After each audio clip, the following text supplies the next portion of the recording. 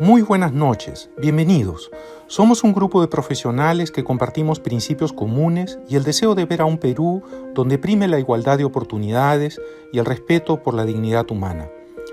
Queremos contribuir en la formación de jóvenes líderes con pensamiento crítico que generen soluciones de impacto en la calidad de vida de los peruanos. Queremos también un país con solidaridad, honestidad, integridad, institucionalidad, sin corrupción y también con el aprovechamiento sostenible de nuestros recursos naturales. Hemos creado un foro virtual de información y diálogo sobre problemas nacionales llamado 2051 más Perú, Suya y Pacha, como reconocimiento a nuestros orígenes y al deseo de construir un país mejor. Suya y Pacha quiere decir lugar, tierra o espacio de esperanza. Nuestro correo institucional es 2051perusuyaypacha@gmail.com. Bien, muy buenas noches. Les doy la más cordial bienvenida. Mi nombre es Gonzalo Rojas Amanés. Soy periodista y escritor y es un honor y un reto acompañar a ustedes en este importante conversatorio. Tenemos como panelistas invitados a dos destacadas personalidades. Álvaro Hensler Bernal, presidente de la Asociación Transparencia, miembro del Consejo Directivo de Proética, economista por la Universidad del Pacífico con estudios de liderazgo en Georgetown University y Mason MPA Harvard University. Álvaro además es cofundador de Enseña Perú, una institución muy reconocida a nivel internacional, no solo en el Perú, miembro del Consejo Directivo de CARE Perú, y también cofundador y presidente ejecutivo de Mosaico, una entidad que se define como aceleradora y articuladora de la transformación social en América Latina. Como vemos, se trata de un profesional que se desempeña en una esfera muy amplia de actividades en el campo social y político. También nos acompaña el doctor Walter Heredia Martínez, embajador del Foro Internacional de los Municipios BRICS por el Perú, exdirector de Gestión Ambiental de la Universidad Amazónica Madre de Dios, miembro del Consejo Directivo del Instituto de Investigaciones de la Amazonía Peruana.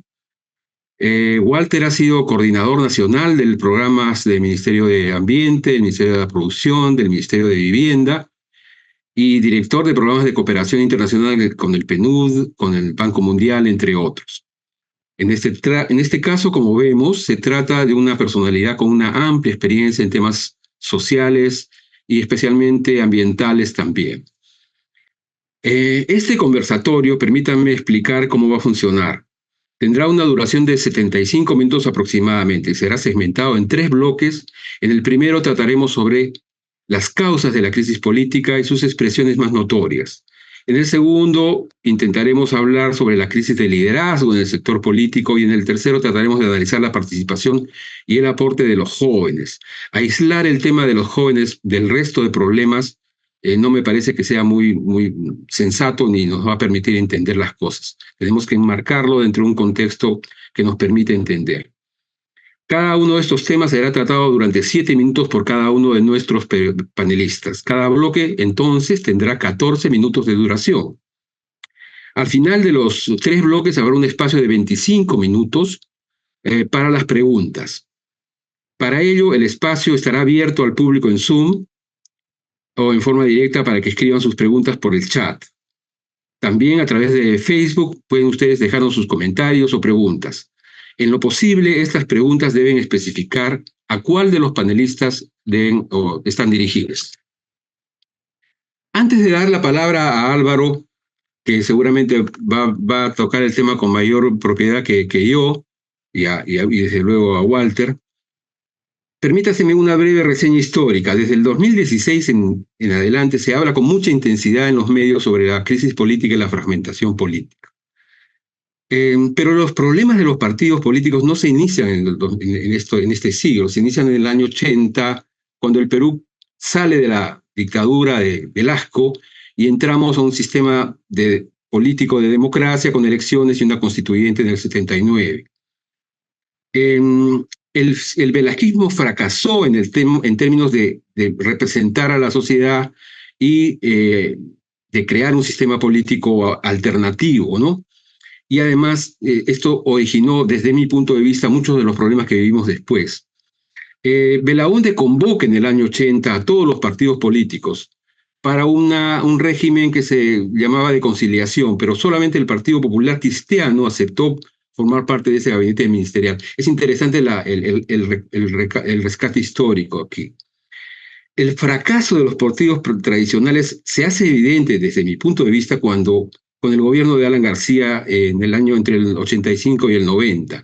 Primero, para combatir a Sendero Luminoso, y segundo, para mejorar la economía y el nivel de vida de la gente. Fue un fracaso total con niveles de inflación alucinantes que solamente se vieron en Alemania después de la Primera Guerra Mundial. Las elecciones del 95, como resultado de esto, en las elecciones del año 95, todos los partidos, exceptuando curiosamente el APRA, pierden la inscripción porque sacan menos del 5%. En ese proceso de articulación de los partidos juega un papel muy importante el gobierno de Fujimori. En conclusión, llegamos a una democracia defectuosa, como lo dice, y un régimen híbrido, como lo dice The Economist, una revista reconocida internacionalmente y además independiente. La pregunta es a ustedes, a los dos, empezando con Álvaro, es ¿qué factores determinantes de la crisis señalarían ustedes más o menos dentro de este contexto histórico? Álvaro, por favor, tienes 7 minutos. Gracias, Gonzalo, y nada, un placer estar también junto a Walter y poder estar con ustedes. Creo que me gustaría hacer en estos 7 minutos una explicación también algo histórica, pero también de contexto, entender el estado de la democracia en el mundo, el estado de nuestra democracia y las causas estructurales. Francis Fukuyama en el 92 escribió un famoso libro que se llamaba El fin de la historia, el último hombre, y planteaba una hipótesis y tesis que sabemos que hoy fue errónea, pero que en su momento él argumentaba que en términos de la polémica ideológica se había terminado después de la Guerra Fría y la caída del muro de Berlín, y que la democracia liberal, una mezcla de democracia representativa con el capitalismo por encima del comunismo, había ganado la gran batalla ideológica y por ende ese sería el modelo que íbamos a seguir al infinitum. Y efectivamente a partir de los 90 y de los 2000 comienza a haber en el mundo una gran primavera democrática, es decir, la cantidad de países que bajo diferentes indicadores pasan de autoritarismos en sus diferentes vertientes a democracias liberales, representativas, participativas, aumenta vertiginosamente, hasta un punto más o menos al 2010. Del 2010 en adelante en el mundo ya se cataloga como el estancamiento o la recesión democrática. Es decir, del 2010 en adelante en el mundo vemos un retroceso en una serie de indicadores de las democracias, y democracia que está defectuosa no solamente en nuestro país, en la región, sino en las grandes democracias del mundo. Y vemos claramente Estados Unidos con una elección muy complicada este fin de semana que habla de esa decadencia. Ahora, cuando pensamos en el Perú, continuando con la historia, coincide también los tiempos porque después del golpe del 80, como bien ha planteado Gonzalo, y después del golpe de Fujimori y el regreso a la democracia en el 2000, también hubo una especie de democracia, una primavera democrática en los 2000, y comenzó todo a deteriorarse. Yo diría que a partir también del 2000 en adelante, combinando una especie de primavera, pero de apatía y de escasos reformas estructurales, y comienza entonces a desacelerarse muy poco a poco, sin ser muy visible nuestra degradación democrática, donde llega a sus puntos críticos en el 2016, llega a sus puntos críticos en el COVID y llega finalmente al gobierno de Castillo-Boluarte, digamos. Y ahí entremos un poco algo que tenemos que rescatar es que es innegable la crisis democrática. Hay 5 informes que se han develado en los últimos 12, 15 meses, que en los últimos 3 años ha habido una aceleración de la degradación democrática en el Perú. Uno es The Economist, donde pasamos hace 2 años de ser una democracia imperfecta a un modelo híbrido, es decir, medio autoritario, medio democrático. 2, el informe global de IDEA Internacional habla de un retroceso en la democracia peruana. Somos uno de los 10 países que más retrocedió de 200 países en Estado de Derecho en los últimos 2 años. 3, el Freedom House, en su indicador de libertades, El Perú pasa, después de estar décadas como país libre, pasa a ser un país semilibre, parcialmente libre, por una caída de derechos y libertades civiles. 4, el Instituto V-Dem Institute hace un análisis que cataloga a los países con una serie de variables en democráticos, autoritarios, o con tendencia democrática o con tendencia autoritaria. Y el Perú está con tendencia autoritaria. Y finalmente, hace pocas semanas, el informe de Chapultepec, que dice claramente que el Perú en América Latina es de los países que más ha retrocedido en libertades de expresión y prensa. Es decir, cuando vemos a un gobierno, autoridades que niegan que existe una decadencia democrática, pues contemos estos 5 informes que a nivel internacional, con los estándares que se cuentan, Perú claramente en los últimos 3 años, responsabilidad de este Congreso, responsabilidad tanto de Castillo como de Boluarte, hay una degradación acelerada, pero que se viene cocinando hace muchos años más. Finalmente, para terminar esta primera intervención, reconociendo que la democracia no está funcionando como quisiéramos, la pregunta es cuáles son las causas estructurales.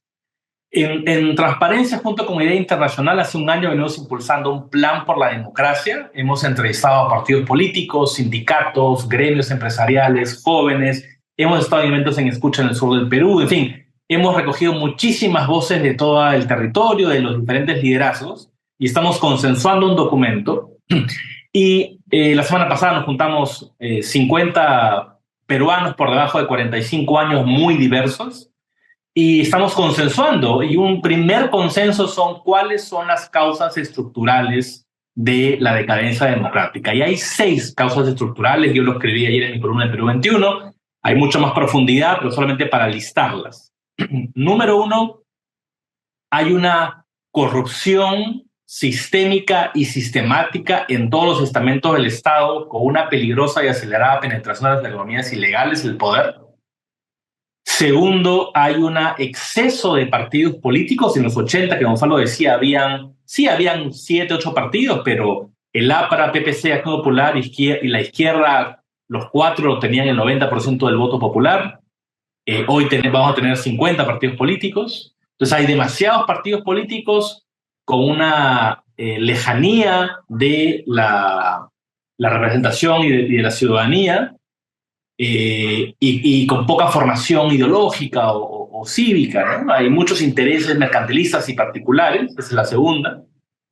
La tercera, hay un desbalance de los poderes del Estado, creyendo que el Congreso es el primer poder del Estado, algo que fue una frase en un momento ahí a la torre, pero que en realidad no corresponde a nuestro modelo republicano, con pocos contrapesos, y claramente con una ruptura del estándar de lo que es el Estado de Derecho. Hoy tú consigues un constitucionalista que te defiende cualquier causa, por más que no tenga base legal y constitucional. Lo cuarto, una sociedad civil apática, frustrada, cansada, muy preocupada por su día a día en lo económico, en la seguridad ciudadana, con pocos espacios de encuentros, una radicalización de los discursos y con una estigmatización por racismo, clasismo, simplemente por etiquetas de DBA, caviar, terruco, etc. La quinta es una escasez de formación cívica en todo el ciclo de vida de los peruanos, y a la misma vez un creciente desincentivo de los peruanos de participar en la política y de participar en lo público. Ya te pasaste los 7 minutos, discúlpame, Álvaro. Todo bien. Solo para terminar la sexta, y con eso termino. Y la sexta es la ineficiencia del Estado, incapaz de poder cerrar brechas sociales y acceso a justicia, con lo cual agrava el sentido de que la democracia no funciona. Esas son las 6 causas estructurales que se ha recogido el proceso y quería compartir con ustedes. Muchas gracias, muchas gracias. Vamos directamente con Walter, que tiene preparado un PowerPoint al respecto también. Walter, adelante.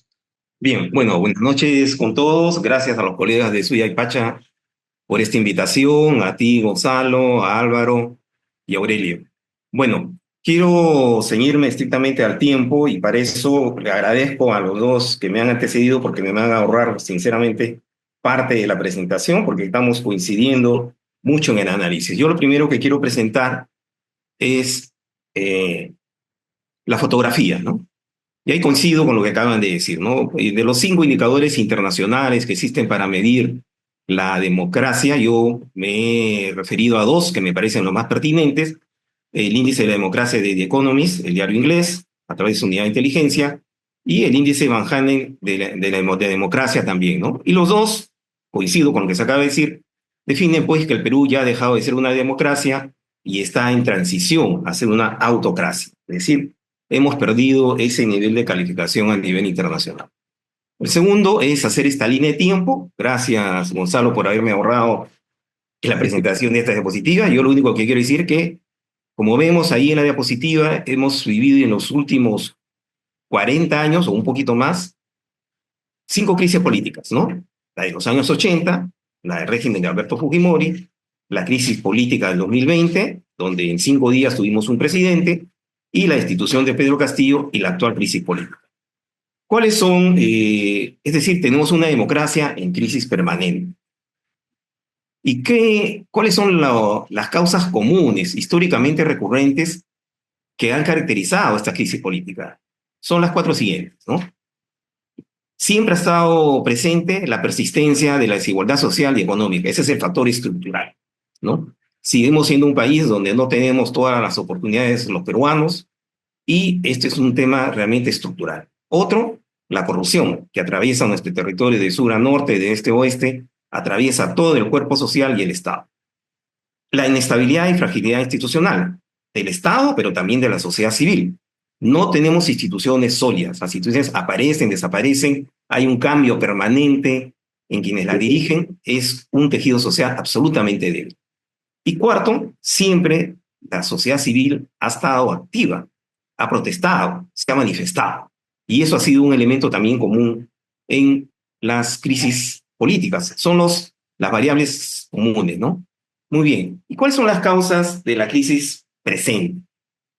Yo creo que, aquí quiero ser bien claro, yo pienso que no tenemos partidos. Hay una carencia de partidos. Hay entidades políticas electorales que tienen un dueño, como los clubes de fútbol, pero que no son partidos políticos.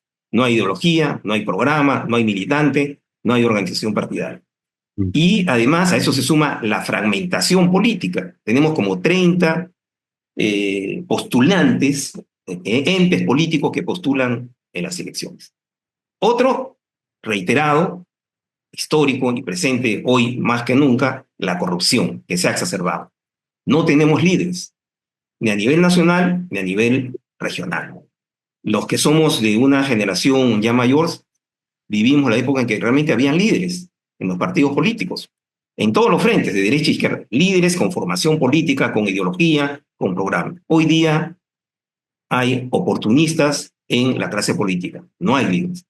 Y otro factor que me parece sumamente importante y que no es mencionado en la mayoría de estudios es el poder de las mafias. Hoy día el Estado peruano y la sociedad está acosada, atravesada por las mafias. Vivimos un Estado y una sociedad poseída por la delincuencia, por los grupos delincuentes organizados. Y eso es algo que evidencia el deterioro de nuestro tejido social.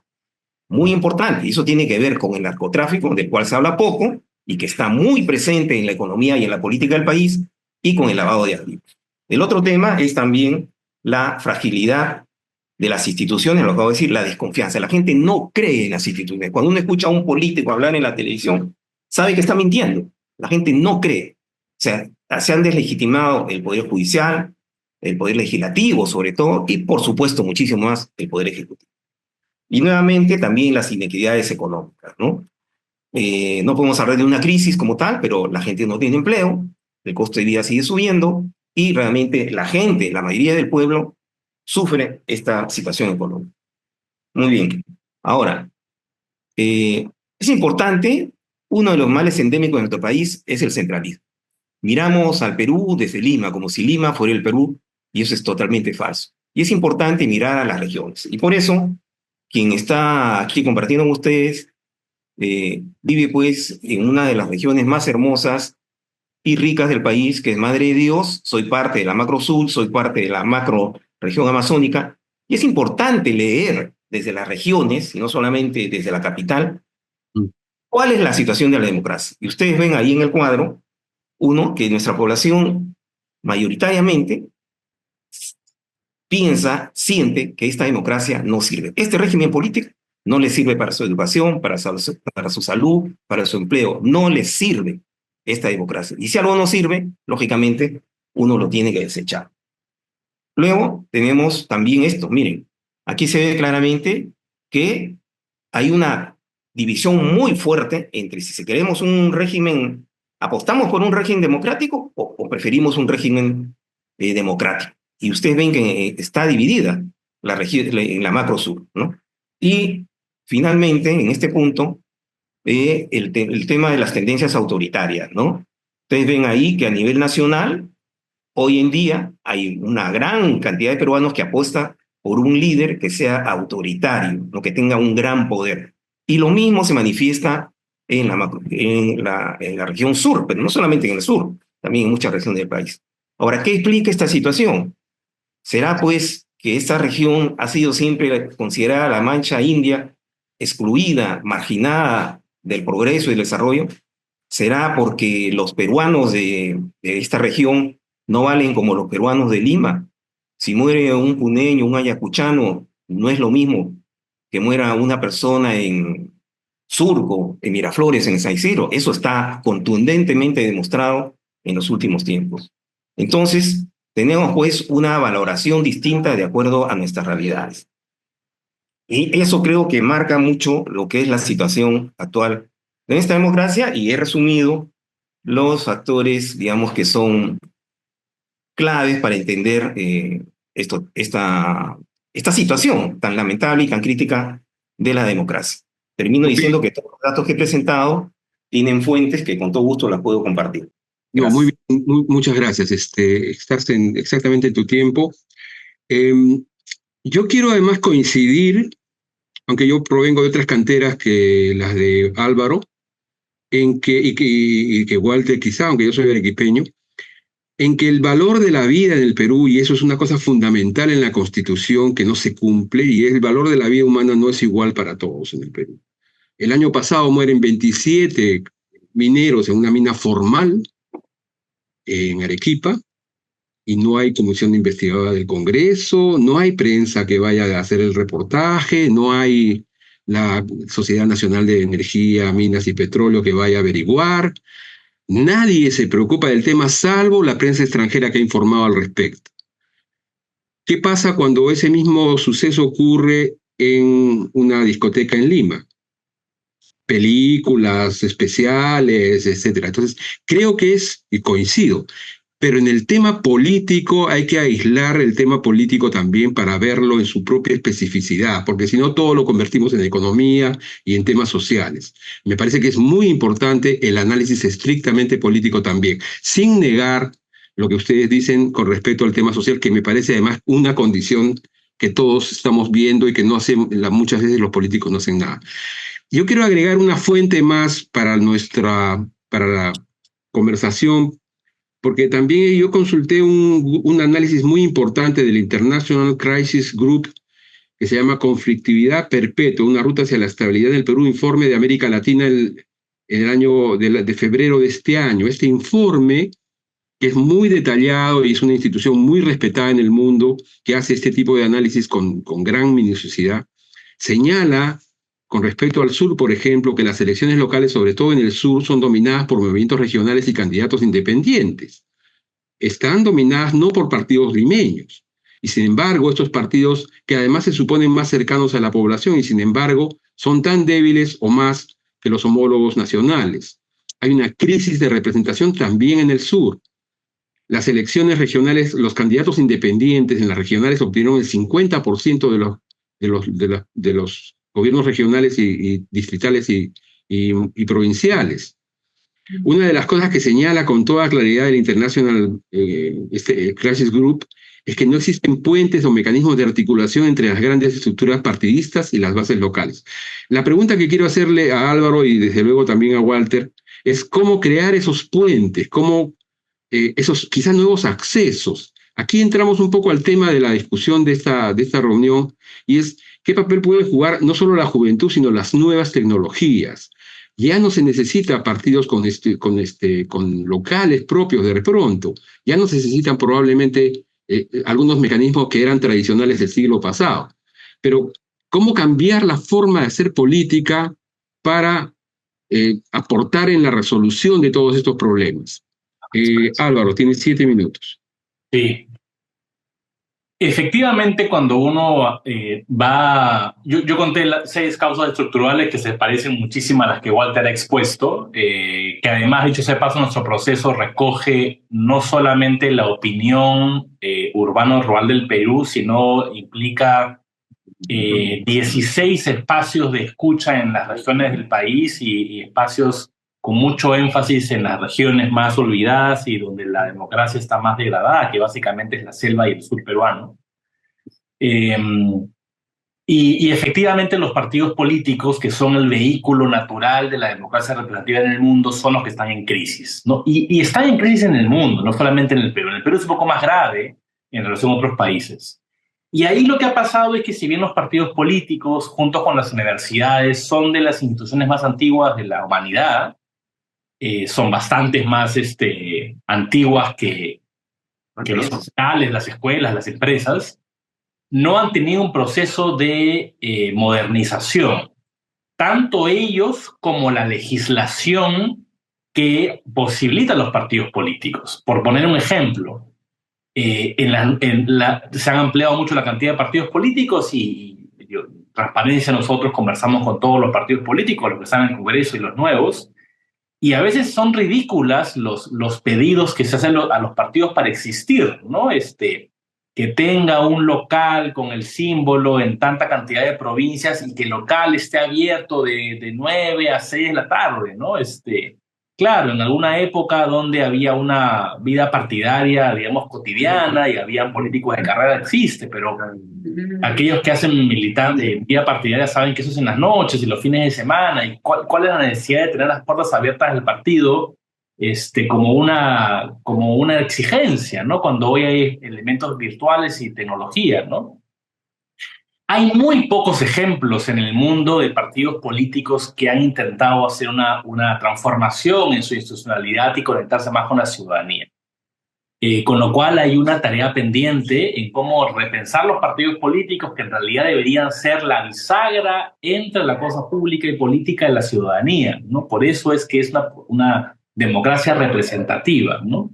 También es cierto que no solamente hay que pensar en reformar los partidos, sino reformular la manera en que la democracia se lleva a cabo, ¿no? Por ejemplo, hoy existen varias innovaciones en el mundo de lo que se conoce como la tercera cámara, es decir, mantener ciertos niveles de democracia representativa, es decir, elegimos a representantes de partidos políticos para que nos representen, pero mucho más mecanismos de democracia directa. Perú tiene ciertos elementos de democracia directa, referéndums, revocaciones, proponer ciertas leyes, ¿no?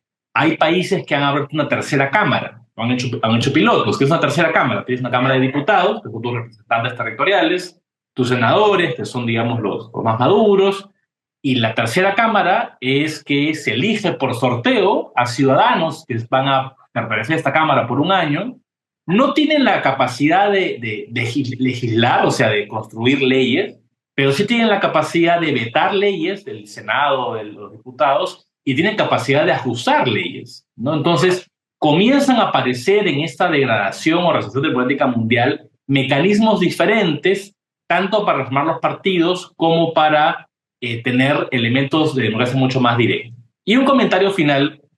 Nosotros en Transparencia, en esta identificación de riesgos, tenemos un doble riesgo, ¿no? Tenemos un riesgo de demasiados candidatos, o sea, 50 partidos políticos multiplicados por presidentes, diputados, senadores, gobernadores, alcaldes, regidores.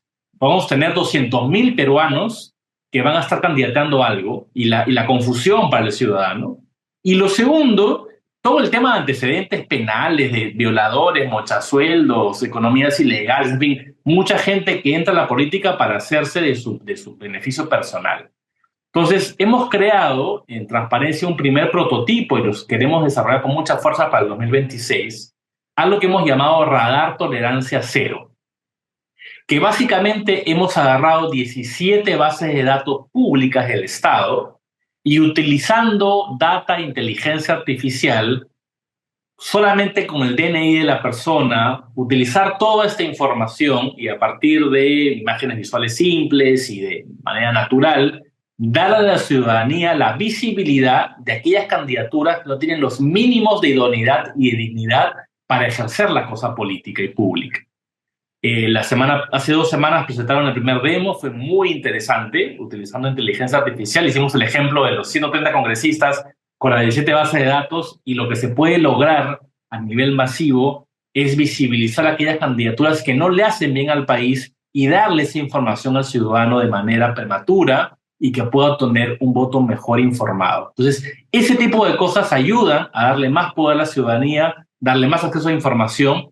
Y esta herramienta, por ejemplo, se le hemos dado a los partidos políticos antes de sus primarias. Es decir, le vamos a decir, utiliza la herramienta, limpia tu padrón de militantes, date cuenta que personas que no tienen una idoneidad en su CV, tú estás queriendo llevar las primarias y por ende ojalá que tengas la valentía de sacar a esas personas de tu partido y tener una lista de candidatos un poco más limpia, ¿no?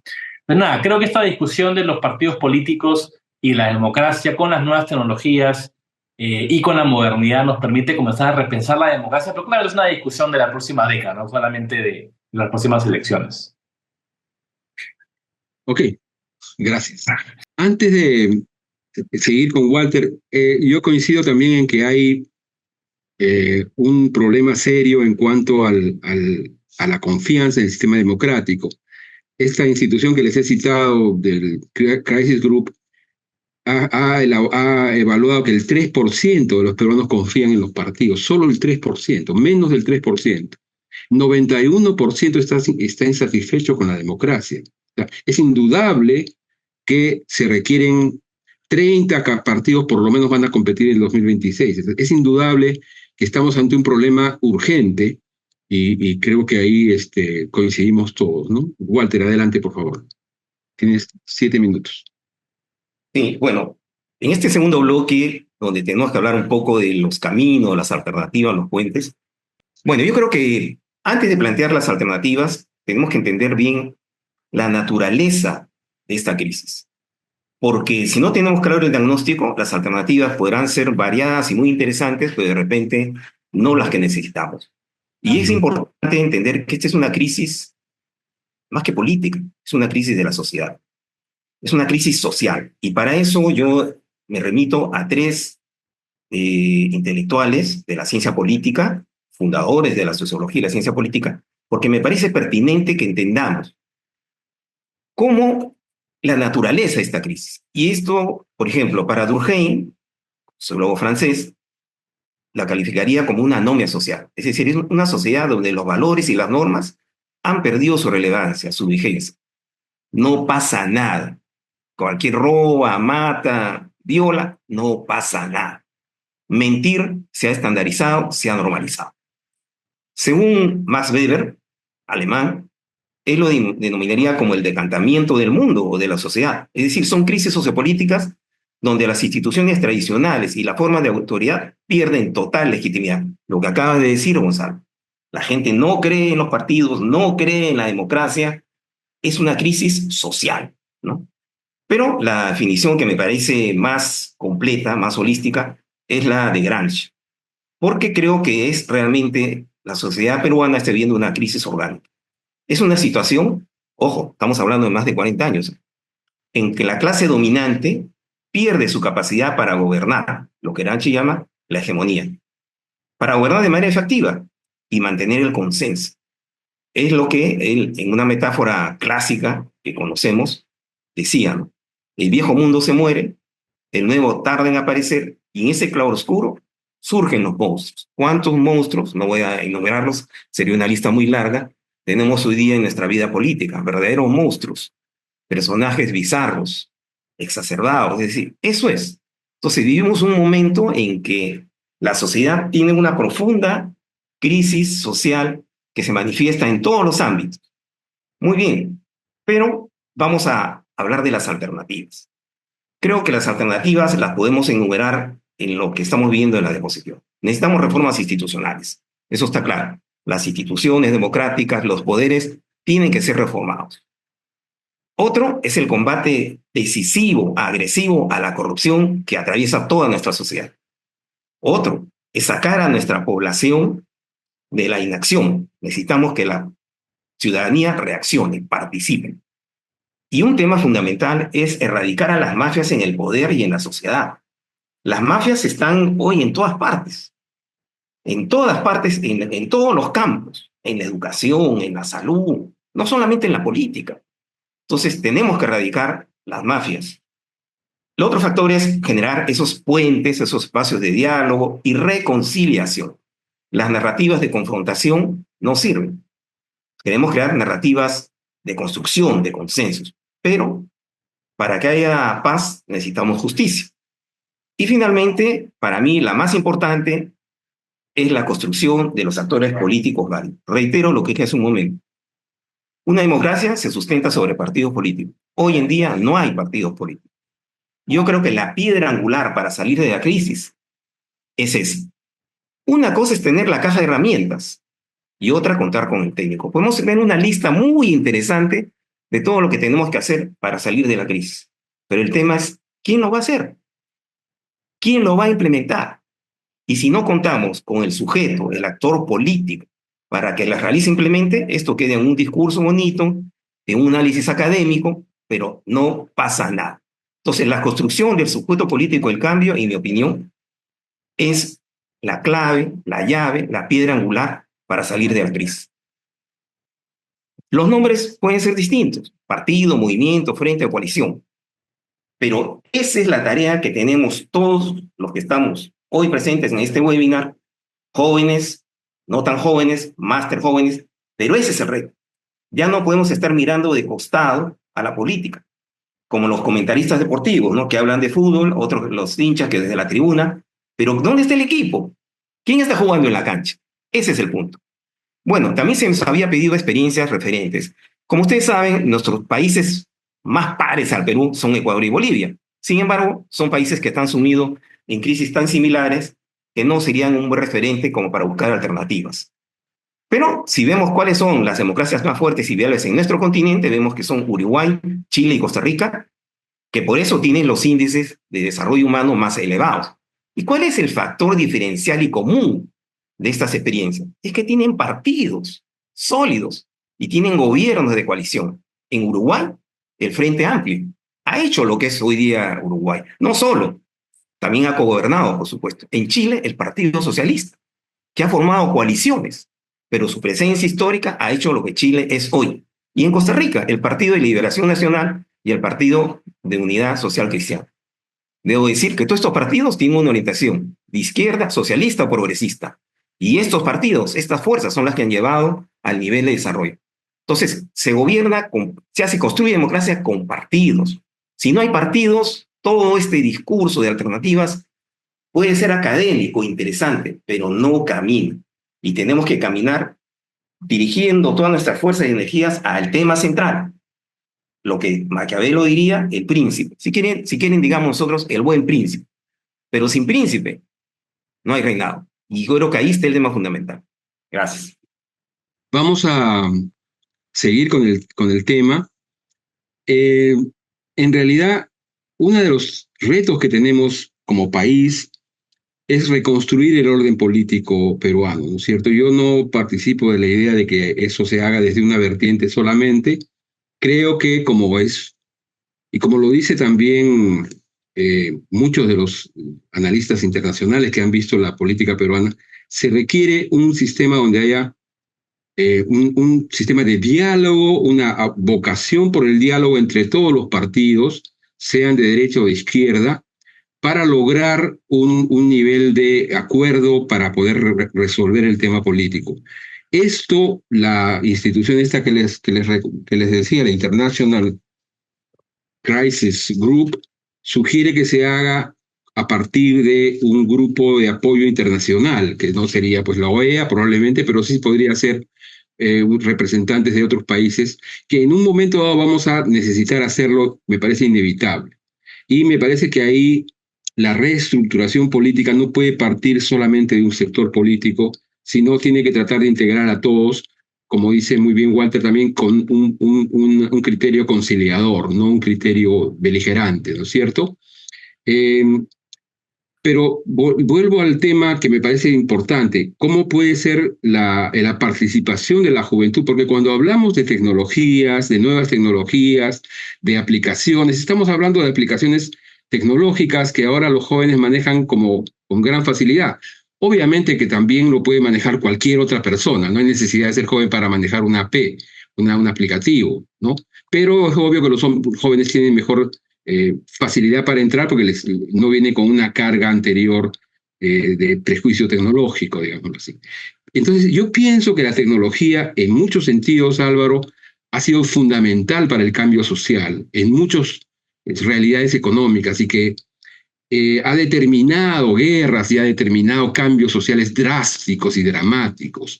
Entonces, ¿cómo podemos hacer para que, desde el punto de vista de la participación de los jóvenes, los temas tecnológicos nos ayuden para crear nuevos espacios? Tienes 7 minutos. Parte del drama de las democracias que mueren no solamente es la autocracia de sus autoridades o la criminalidad o carácter delincuencial o mercantilista de quienes nos gobiernan y todo lo que hemos, Walter y yo, ahora repasado, sino las democracias mueren cuando sus sociedades pierden la esperanza, ¿no? Que existe un futuro en el país propio y donde la oscuridad llega a tal nivel que dejan de buscar halos de luz, ¿no? Y quizás el indicador que a mí, y quizás por mi edad, ¿no? Yo soy millennial, y veo, digamos, tengo más relación con gente mayor que yo y tengo relación con las nuevas generaciones, también por mi trabajo. Quizás el indicador que a mí más me frustra, me apena, que refleja el estado de nuestro país, la cantidad de peruanos y de jóvenes que comienzan a planear su vida en otra sociedad, en otro país, ¿no? Hay un dato de migraciones muy, muy fuerte. Desde 1990 a la fecha, hay 3 millones de peruanos que han decidido salir del Perú para migrar y hacer raíces en otro país. 3 millones. Y de esos 3 millones, en 3 décadas, 1 millón es de los últimos 2 años. Y tú vas indistintamente en niveles socioeconómicos. Claro, probablemente en niveles es mucho más difícil la migración, miran a ciudades, ¿no? Pero es muy lamentable que muchas de las nuevas generaciones no solamente están desinteresadas en lo público y la política, sino que deciden establecer su vida en otros lugares. Y esa es una gran alerta. Ahora, mi gran esperanza recae en alguna data también contradictoria, ¿no? Porque conviven las controversias en nuestros países, ¿no? Y es que cuando tú le preguntas a la gente joven entre 18 y 25 años si le interesa la política, te va más o menos 55% les dice que algo poco o mucho le interesa la política, ¿no? En fin, hay algún interés en la mayoría de los jóvenes. Y cuando le preguntas a ellos si estarían dispuestos a ser funcionarios públicos o estarían dispuestos, en función del liderazgo, participar políticamente, una abrumadora mayoría te dice que sí. Entonces, el problema no es de las disposiciones, convicciones y sueños de los jóvenes de avecinarse a lo público, a lo político, sino la inexistencia de vehículos y de liderazgo que tengan la capacidad de atraerlos, ¿no? Yo en mi vida profesional, presido Transparencia, que es un cargo de honor, pero en mi vida profesional en Mosaico yo diseño una serie de iniciativas, proyectos sociales, ciudadanos, de educación, etcétera. Y en los últimos 3-4 años, por la coyuntura, he tenido la oportunidad de codiseñar una serie de proyectos ciudadanos, tanto para, digamos, proyectos propios como de terceros, de gremios, sindicatos, y es impresionante la cantidad de jóvenes de todas las regiones que sí están dispuestos a dar de su tiempo para trabajar por el Perú, ¿no? Pero lo que sucede cuando hablo con ellos es que no encuentran un lugar sano, un lugar abierto, un lugar diferente en los partidos, ¿no? En algunos de los partidos nuevos, en los muchísimos que se han creado, parece que sí hay algunos liderazgos que están atrayendo a las juventudes, ¿no? Entonces, más allá de la tecnología, que la tecnología ayuda, como dije en la respuesta anterior, a muchísimas cosas. Y yo creo que la gran responsabilidad de los liderazgos en los partidos, en los sindicatos, en la ciudadanía, en los gremios empresariales, es comenzar a darle espacio a las nuevas generaciones a que tomen su posición de liderazgo. Cuando uno va por transparencia y los gremios y la foto de los past presidents, hay como una edad promedio como muy alta, ¿no? Por ejemplo, estamos trabajando con la Cámara de Comercio de Lima y ha creado una generación F que es, sabiendo que sus directivos tienen la edad promedio un poco alta, comenzar a vincular gente de 20, de 25, de 30, ¿no? Entonces, las instituciones que tenemos cierto peso en la sociedad, incluidos los partidos políticos, tenemos que hacer un esfuerzo deliberado para este remanente de jóvenes democráticos de derecha, de izquierda, puedan tener cabida en las instituciones. Y con eso termino, es muy importante en estos tiempos que Walter decía de la importancia del diálogo, la escucha. Yo he estado, o 50% de mi agenda es escucha y diálogo de diferentes niveles. Es muy importante entrenarnos a cómo escuchar voces diferentes, a dialogar con voces diferentes y comenzar a hacer sanción social a aquellas personas que están teniendo discursos polarizantes y que más bien buscan una división infantil, infructuosa, en no la búsqueda de una democracia donde son las minorías y los diferentes los que sobreviven y conviven entre sí.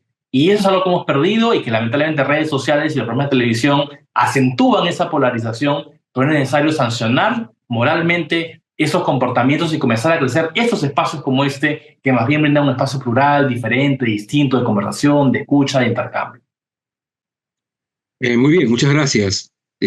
Tenías todavía tiempo. Bien, Walter, adelante, por favor. Bien, en ese tercer bloque en que se plantea el tema de los jóvenes y la política, quiero primero hacer una precisión. Yo creo que los gobiernos que nos pueden permitir, las fuerzas que nos pueden permitir salir de la crisis política, deben ser gobiernos de coalición. Yo creo que el paradigma que dividía como partidor de aguas los campos de derecha y izquierda, en mi opinión, es un paradigma anacrónico. Yo creo que hoy en día debemos pensar por los que estamos, por construir un proyecto país con calidad de vida para la población y los que no les interesa. Y esa debe ser la división de los campos. Yo creo en la coalición de gobiernos, donde esté la izquierda, la derecha, el centro izquierda, centro derecha. Porque eso es lo que nos da la realidad. Yo cuando he hecho la presentación anterior, son los datos, es lo fáctico. Y sí he enfatizado que son partidos pues, de un campo, porque generalmente aquí en el Perú, esa narrativa de la confrontación sataniza a un sector. Y eso es lo que también debemos superar. Bueno, ahora, concretamente, sobre el tema de los jóvenes y la política. Primero, vamos a los datos, las cosas como son. Y si vemos los datos de las encuestas más prestigiosas, el IEP, IDEA, Ipsos Internacional, ¿qué constatamos? Constatamos que lamentablemente el 59% de los jóvenes tiene un bajísimo interés por la política y el 15% no le interesa, según el IEP.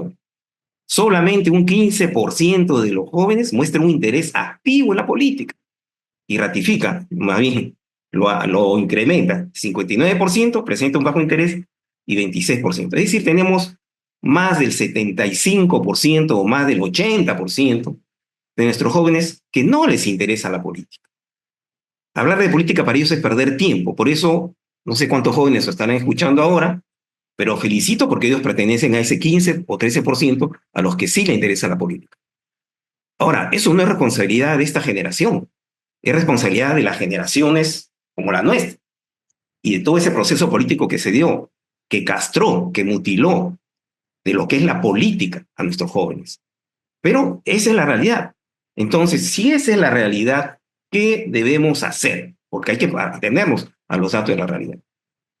Yo digo, si lamentablemente contamos con una generación perdida para el compromiso político, en consecuencia, donde hay que concentrar esfuerzos, recursos y capacidades en orden de prioridades son, en primer lugar, los niños.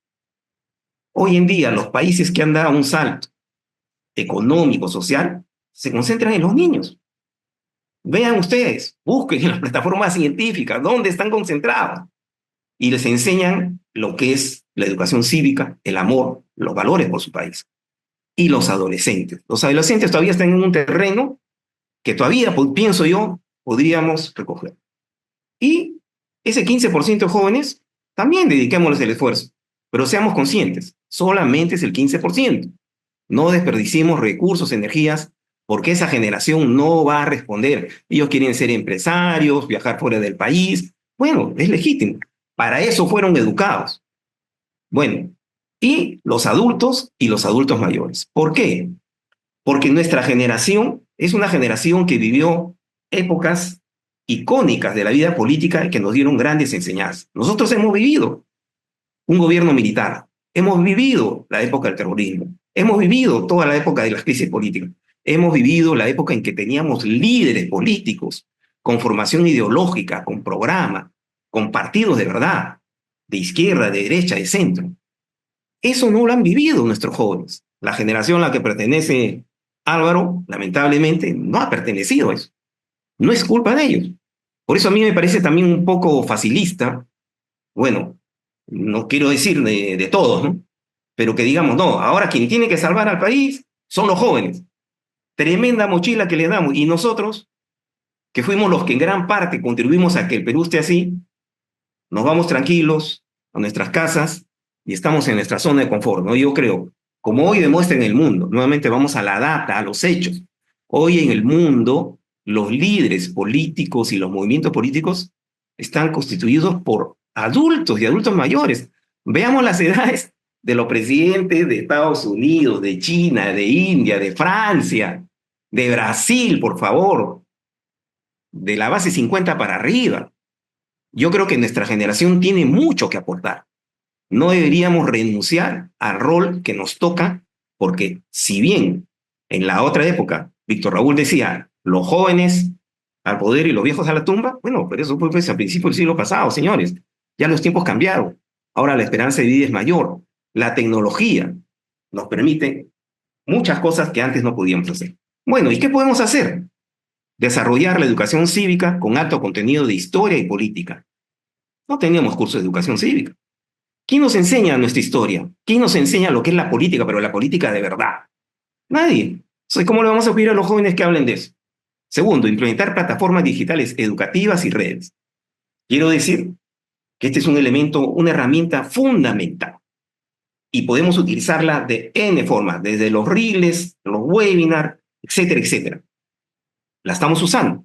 Yo en mi labor como embajador del Foro BRICS tengo una comunicación permanente con jóvenes del mundo a través de esas plataformas. Bueno, otra es implementar proyectos comunitarios emprendedores. A los jóvenes les gusta la acción. Hay N iniciativas emprendedores que podemos apoyar. Impulsar las mentorías. Nosotros podemos ser mentores de muchos jóvenes y formar liderazgo. Deberían haber escuelas de liderazgo en todas las regiones, en todos los niveles. Y la gente que tiene plata en este país y que quiera su país debería financiar esas escuelas. Cultivar la autoestima personal y el amor por nuestras identidades pluriculturales. Somos un país pluricultural, con más de 54 pueblos originarios vivos, no en los museos, y hay que amarnos como peruanos, el de la selva, el de la sierra, el del Ande, o el de la costa, los afroperuanos. Y otra cosa es muy importante, es ampliar los horizontes de vida y de la mente. Nuestros jóvenes, toda nuestra generación, no solamente los jóvenes, hoy en día tenemos que articularnos al nuevo escenario mundial. El mundo ha entrado a una nueva etapa histórica. Estamos en un momento civilizatorio totalmente diferente.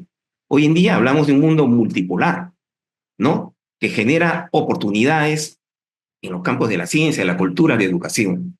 Y creo que todos debemos tener ese panorama claro. El mundo está en una etapa totalmente distinta y no entendemos. Debemos superar esa visión pueblerina, provinciana de nuestra realidad. Gracias. Ok, muchas gracias, Walter. Yo quiero ser un poco, digamos, aguafiestas a esas alturas del partido, porque yo pienso que ser joven o ser mayor o ser millennial o ser lo que cualquier edad que sea, no significa nada. Significa que uno puede, el ser joven en una sociedad como la peruana, desgraciadamente o por suerte, no lo sé, con un promedio de edades como el que tenemos con la mayor parte de la población que tiene menos de 30 o 25, es lógico que los patrones, inclusive estéticos, estén dados por lo juvenil. Pero de ahí a que santifiquemos cualquier cosa que hacen los jóvenes, yo acabo de estar en el Congreso y he visto que hay una buena cantidad de gente joven en el Congreso. Es una de las instituciones más desprestigiadas del país. El presidente de la Comisión de Acusaciones Constitucionales o de Ética del Congreso es un hombre muy joven, que no debe tener 30 y tantos años, y sin embargo está completamente sumido en la estructura del Congreso que no lo deja hacer casi nada. Yo creo que lo que importa es la calidad de la participación, sean jóvenes, millennials o viejos. Y creo que por ahí van los señalamientos que ha hecho muy bien Walter. Pero creo que hay que dejarse de una vez de decir que porque es joven o porque es viejo es mejor o peor. Creo que eso es una cosa que no nos lleva a ningún sitio. En el siglo pasado, hubo gente que dijo esto de los jóvenes a la tumba, los viejos a la tumba, los jóvenes a la obra. Cuando esos jóvenes pudieron hacer obra, hicieron desastrosas obras en ese momento. Entonces, cuando tuvieron la oportunidad de planear, el APRA tiene 100 años ahora, acaba de cumplir 100 años. Y más allá del gobierno, el segundo gobierno de García, que probablemente sea lo más rescatable que tienen, el aporte del APRA en el desarrollo social del país ha sido bastante, y además como partido ahora está muy, muy venido a menos. Para llegar a una pregunta, porque están preguntando cómo superar la crisis de liderazgo, qué características deben tener los líderes. Eso me parece bien importante, Álvaro. ¿Qué buscan ustedes como transparencia a la hora de educar a unos líderes que no vayan a repetir la misma historia de que luego que son elegidos se olvidan pues de los votantes y hacen lo que les da la gana para seguir ganando dinero en el Congreso o donde sea? ¿Cómo podemos, qué debemos buscar en los nuevos líderes que van a postular ahora en el 26, ¿no? Sí, quizás un comentario final. No creo que nadie, bueno, al menos yo, pero no creo que la discusión esté entre mayores o jóvenes, ¿no? Creo que ese pensamiento binario creo que nunca está en discusión. Lo que está en discusión es que cualquier institución de la sociedad tiene que tener una diversidad entre ellas etaria, ¿no? Instituciones que solamente gente mayor no tiene un recambio generacional adecuado para su sostenimiento, y a la misma vez una institución que solamente tiene gente muy joven no tiene la experiencia y la sabiduría de la gente mayor, ¿no? Y lo que vemos en el Perú, por la misma cifra que Walter y yo hemos dado, es que existe un desincentivo de las nuevas generaciones que viene de hace mucho antes de participar. De hecho, Walter me menciona a mí, efectivamente, por ejemplo, después del conflicto interno del terrorismo en el Perú, en muchas universidades tú tenías que firmar como estudiante de no tener afiliación política. Yo he firmado en la universidad cuando he ingresado, fue la última promoción que firmó un documento donde no podía tener una afiliación política, era como un castigo, ¿no? Una estigmatización.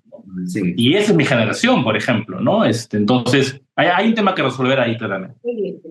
La pregunta del liderazgo me parece muy, muy relevante, y coincido con Walter, que Moisés Naim una vez en una conversación me decía que a él le parecía que ese tema de izquierda y derecha era una pregunta boba y infructuosa, de una separación, aparte, como que si la política se puede dividir de dos maneras solamente, blanco y negro, ¿no?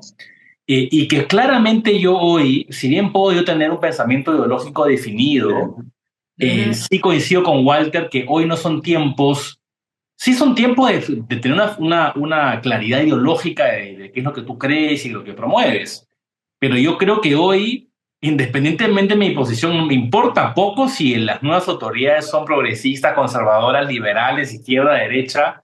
Hemos llegado a tal punto de lo que me importa es que exista una masa mínima crítica en el próximo Senado y en los diputados de gente que tenga un CV, digamos, con una trayectoria donde hacer vida política sea como resultado de una vida intachable de trabajo, sí. Donde no tenga, si tiene denuncias, porque en el Perú también hay todo un problema del Poder Judicial, de que cualquier funcionario público es denunciado por diferentes cosas, pero a menos que no tenga antecedentes penales, sentenciados, violadores, gente que no paga los alimentos a sus hijos si son divorciados, divorciadas, en fin. que haya una idoneidad mínima en la característica de aquellos que hagan servicio, y algo muy importante, que es alguien que hace política, además de sus antecedentes. Es muy fácil para mí, al menos, si debemos contagiar esa mentalidad de la ciudadanía, tú tienes que revisar los antecedentes de la persona.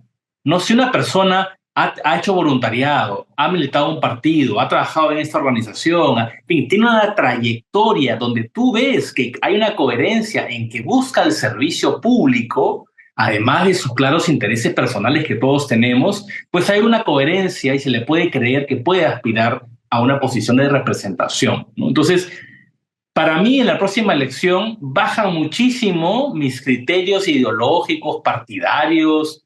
Yo creo que, por poner un ejemplo, ¿no? De Transparencia ha hecho una lista que publicará en los próximos meses de las leyes más antidemocráticas y contrarreformistas en este Congreso. Estamos ahí haciendo el conteo. Y hemos hecho un análisis de cuáles son los partidos políticos que han votado por esas leyes y los congresistas, ¿no? Bueno, la conclusión de nuestro análisis es que todos los partidos políticos han votado por leyes antidemocráticas y contrarreformistas, sin excepción. Ningún partido se salva. Entonces, acá no hay que partidos buenos, partidos malos, existe una decadencia en todos los partidos políticos, una penetración del interés particular, mercantil, delincuencial en casi la totalidad de partidos políticos. Con lo cual, tenemos que comenzar a buscar esos remanentes en partidos progresistas, en partidos liberales, en partidos de derecha, en partidos de izquierda, que aunque sea un grupo mínimo, sean personas sensatas, que sepan escuchar, que sepan conciliar y que tengan una trayectoria de servicio al país y que no tengan ningún antecedente de posicionamiento importante.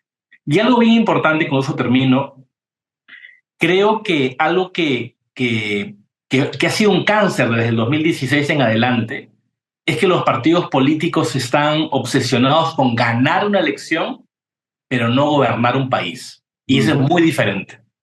Porque cuando uno, como Uruguay, quiere ganar una elección para gobernar, pues asegura lo que decía Walter, las coaliciones y los frentes y las alianzas y los consensos mínimos de la política pública para justamente quien vaya a ganar tenga la capacidad de tener las coaliciones democráticas necesarias para poder gobernar un país tremendamente complejo. Y en eso del 2016 hemos fallado. Razón tan obvia que ahora es cotidiano, pero un presidente cada año, en promedio en los últimos 7. Es casi como regresar a la etapa después de la guerra con Chile o la etapa de nuestro inicio de nuestra república en el año 1824. Es decir, estamos repitiendo las etapas de mayor decadencia que ni siquiera podemos tener la capacidad de mantener las mismas autoridades por un periodo mínimo de tiempo para poder hacer los cambios, ¿no? Entonces yo creo que hacia ese punto deberíamos llegar al 26 con cualidades mínimas y si yo soy más del color rojo, no me importa que entre el azul con tal que tenga esas cualidades mínimas, y si yo soy del azul que entra el verde, no interesa la ideología hoy, sino que tengo interés por el país y con mínimas cualidades de idoneidad y de liderazgo y de escucha de diálogo. Bien, gracias, Álvaro. Walter, conversando, vamos a conversar un poco porque tenemos preguntas que nos están llegando por el chat, pero también estamos incluyéndolas en la discusión. El tema de las aptitudes y las calidades personales de los políticos creo que ha quedado bien claro en la exposición de Álvaro, y también estoy de acuerdo en que debe haber un nivel de exigencia no solo de los votantes, sino también del sistema mismo, del sistema político. Debe tener salvaguardas para evitar que la política se convierta, como se ha convertido, en el refugio de gente pues de mal vivir, digámoslo así, ¿no? De proxenetas y de delincuentes. No todos, desde luego, pero hay una buena cantidad. En cuanto al tema estructural en términos políticos, no en términos sociales, sino en términos políticos, ¿no crees tú que la reforma política es fundamental y qué aspectos crees que debería incluir? Ya, bueno, correcto. Quisiera, por favor, hacer un pequeño comentario sobre tu anterior pregunta que me parece fundamental. Yo creo que, para decirlo en breve, deberíamos recordar este famoso pensamiento, ¿no? Que nos dice que para que el mal triunfe, solo se necesita que los buenos no hagan nada para impedir. En el Perú tenemos mucha gente buena, mucha gente correcta, mucha gente capaz, pero que ha renunciado a comprarse el pleito por el país. Y necesitamos líderes que tengan esa capacidad de salir de su zona de confort y asumir ese reto. Y ahí está más nuestra generación que la de los jóvenes. Pero ¿qué cualidades debería tener ese líder, ese liderazgo que buscamos? Yo creo que si vamos nuevamente a la realidad y vemos ejemplos concretos, bueno, ahí está la presidenta de México, una mujer que se ha preparado toda su vida para hacer política, una científica destacada, una persona que ama su país. Más allá de la posición política que tenga, estoy hablando de ella como persona. Mujica. O sea, y en nuestro país también podríamos hablar de Belaúnde, o de Belaúnde ya, ¿no? O de Barrantes Lingán. ¿Qué tienen de común ellos? Una sólida formación ética. El Perú necesita un cambio, una revolución ética en nuestros líderes, porque si no hay esa revolución ética, no va a haber cambio político. Y ese líder debería tener esa sólida formación ética, pero la hay, debería tener. No, acá cuánta gente la hay, la tenemos. Y una sólida capacidad técnica profesional.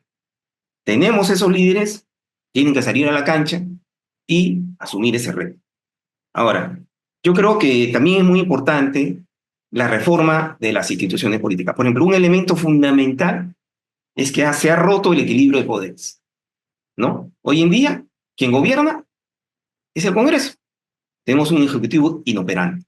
Si cada uno de los poderes que caracterizan a una democracia, el balance de poderes, lo pudiéramos recuperar, reformar el Poder Judicial, que todavía, felizmente, tiene algunos resquicios importantes en la lucha por el sistema democrático.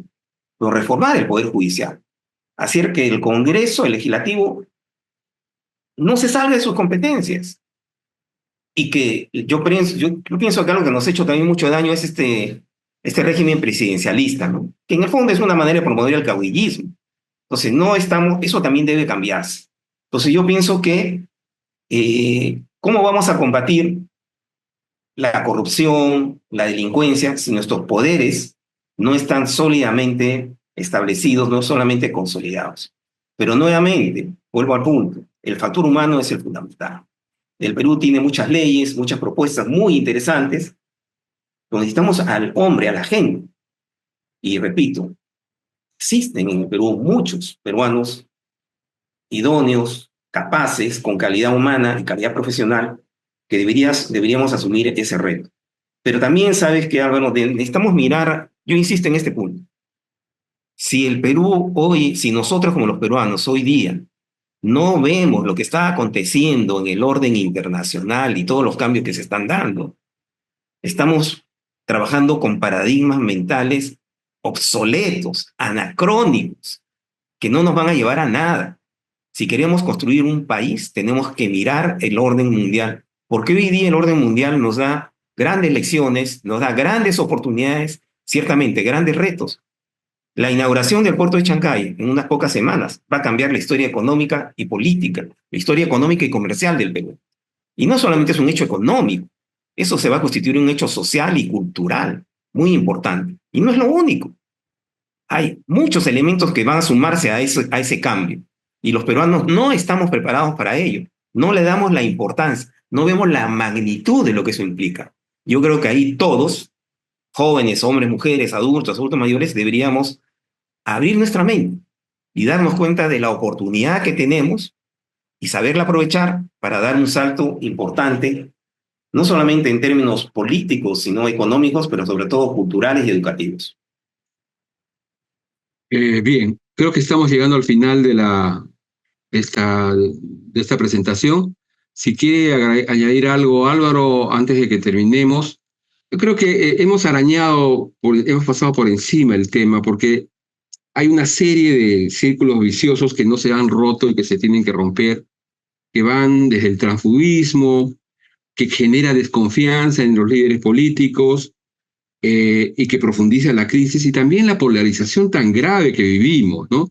Donde las calificaciones son tan ligeras y el debate aparentemente se basa en pedir que le metan preso al contendor, ¿no? Es decir, se ha pasado el vacío del poder al que hemos llegado. Es cierto que Dina Boluarte gobierna muy poco, pero entonces, ¿quién gobierna? Tenemos una gran cantidad de elementos que nos inducen a pensar que el poder ahora lo comparten con el Congreso, pero también los fiscales, también la prensa, que juzga, condena, sentencia, pide cárcel para los que ellos creen que deben ir a la cárcel. Y lo que generamos es un desorden tan grande que tenemos un riesgo enorme de descomposición social, de anomia, como decía acá Walter, y que si no se generan los mecanismos, y que es una crisis política. Yo creo que la crisis es básicamente política y no es una crisis solamente económica social, que ya la arrastramos desde siempre, sino que hay una crisis política que requiere medidas políticas básicamente urgentes. La reforma del sistema político no puede esperar. Vamos a esperar a las elecciones del 26 para que recién empezarla. Pues creo que hay un tema de urgencia que deberíamos revisar. Si tienen algo ustedes que añadir, por favor, tienen el micro abierto, Álvaro o Walter. Gracias, Álvaro. Bueno, gracias, Gonzalo, Álvaro, a todo el equipo de Suyaypacha, y confío en que esto realmente nos ayude a una reflexión y sobre todo una reacción sobre el país que tanto queremos. Yo quiero compartirles que tengo el honor de representar al Perú en el Foro Internacional de los Países BRICS, donde todos estos temas se trabajan, y creo que el Perú debe incorporarse a esa gran ola que representa un mundo multipolar, porque ahí tenemos oportunidades para atraer inversiones, para acceder a mercados, para acceder a la ciencia, a la tecnología, de los avances que la educación y la salud, que son los aportes de los países BRICS. Voy a poner un solo ejemplo, India. Yo los invito a todos, entren a las plataformas de India, vean ustedes cómo trabajan con sus jóvenes, con sus niños, cómo los apoyan. China es China. Ha dado ese salto, ¿por qué? Porque tiene como sustrato, como sustento, sus culturas milenarias. Igual India, igual los países árabes, etc. Nosotros somos un país que desciende de culturas milenarias. Y debemos tomar eso, incorporarnos al mundo sin perder nuestras raíces. Eso es lo que nosotros queremos.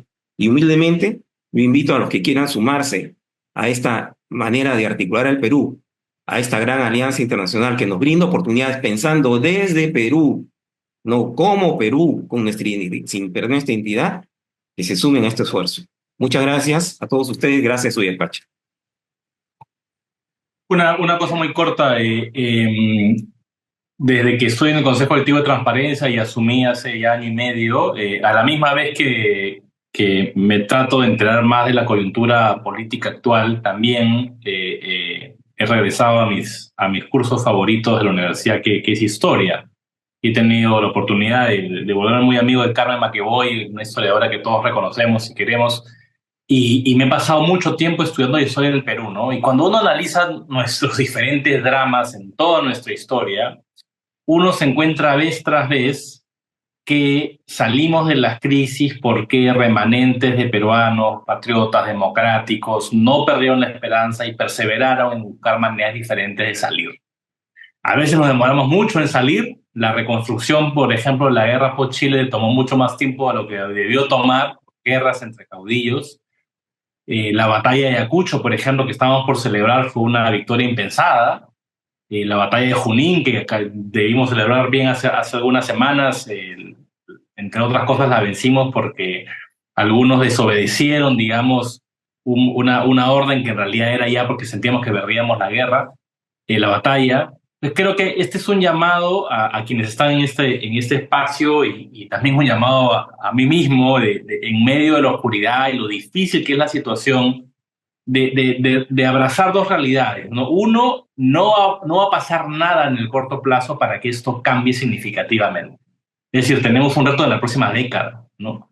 Pero a la misma vez tenemos que, en medio del hoyo profundo en el cual nos encontramos, que de repente puede ser más profundo del que estamos hoy, en ese abismo, no podemos perder la esperanza, no podemos dejar de levantar nuestra voz y contener y criticar y registrar y denunciar y salir y promover iniciativas y meternos a grupos y meternos a partidos y meternos en fin, activar ese rol ciudadano en medio de lo difícil, pagará sus frutos, ojalá en los próximos años, y tener una democracia mucho más fortalecida, ¿no? Pero aquellos que estamos frustrados, apáticos, cansados o incrédulos de lo que algo se puede hacer, pues sí, es difícil cambiar la trayectoria del país mañana o el próximo año, pero tenemos una gran oportunidad en las próximas elecciones, y en la medida que tengamos más compromiso y mantengamos esa mezcla de indignación con esperanza, estoy seguro que algunas cosas buenas podemos ir sacando con el tiempo en los próximos años.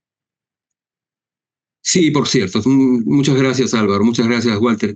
Creo que yo comparto también esta sensación de que tenemos pues la impresión siempre de que el mundo está acabándose para mañana, ¿no? Y que el Perú tiene una riqueza no solamente, digamos, minera y de todo tipo en cuanto a lo material, sino tenemos una población muy sufrida, resistente, y que ha logrado en muchas ocasiones muy críticas salir adelante siempre, ¿no? En las crisis más grandes, la gente se sigue levantando a las 5 de la mañana para poder tomar la combi.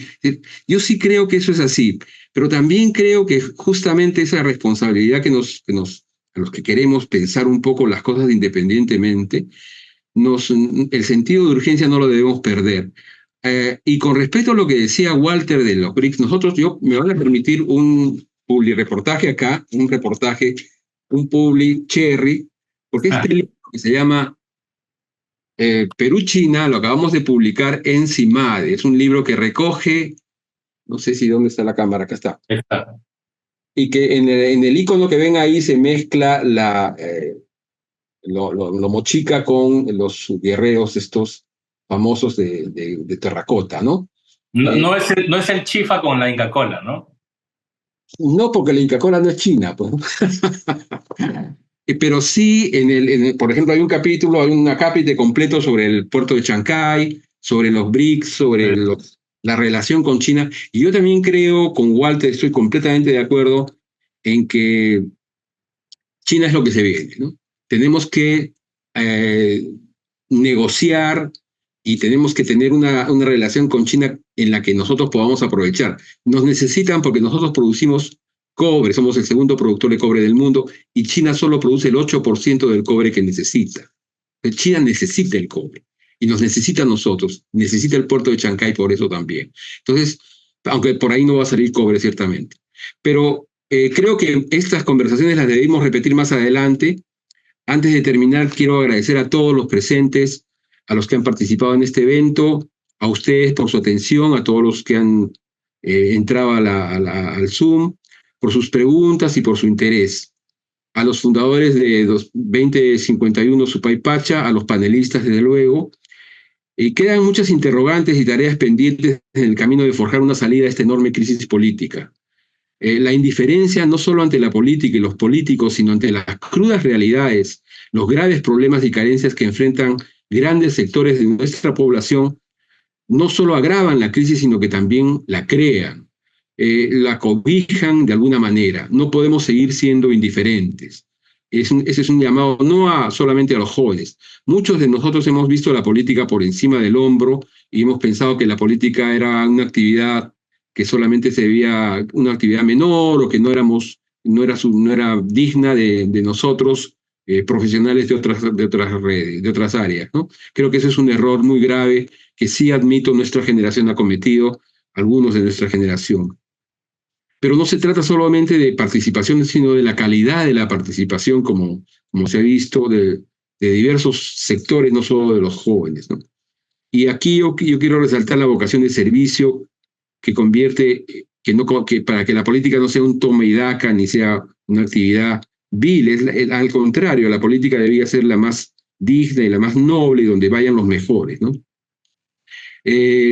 Aprovecho también para invitar a todos ustedes a que sigan en contacto a través de las redes sociales en www.2051supaypacha.org o estén atentos a los próximos eventos.